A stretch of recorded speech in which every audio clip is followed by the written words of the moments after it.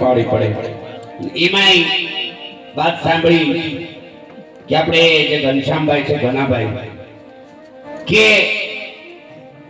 સુખમાં ને દુઃખમાં તો બધાય વાતો કર્યા કરે કે સુખ હોય તો આમ ને દુઃખ હોય તો આમ, પણ જેની ઘેરે દુઃખ હોય ખાલી એક નખ કાપતા જો જીવતો નખ કપાઈ જાય ને તો એ શીશવાટો બની જાય છે.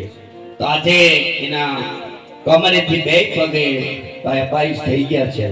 તો કુદરતને મંજૂર એમ આપણું કઈ હાલતું નથી.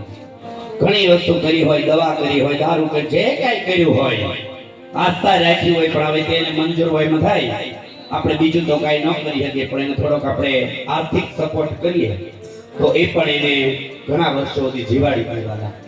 એટલે જે કાંઈ આપણા જે મહિલા છે તમારા જ ગામના, તમારા જ ગામની શોભા છે. અમે બહારના છીએ, મંડળ એ ગઢડાનું છે ને હું રાજકોટથી છું, પણ આપણે ઘનાભાઈ માટે આ બધા કાલાવડા કરીએ છીએ, બરોબર ને ભાઈ?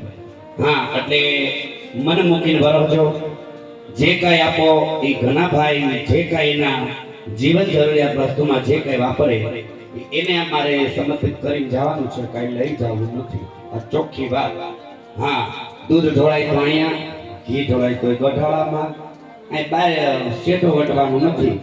એટલે વાલા મન મૂકી વરજો, છોટા લઈ લેજો, બાધા દઈ દેજો, ફરમાઈશો આપજો, માતાજીના બેડિયા દુઆ સમજે કાંઈ આવડતી પૂરી કરશું. હાવ બેઠાનો રહેતા ટિકિટ વગરનો શો છે.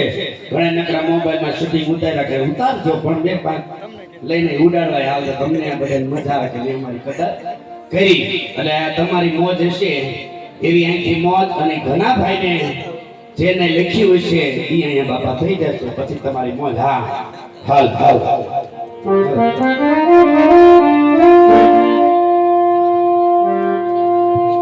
Yeah.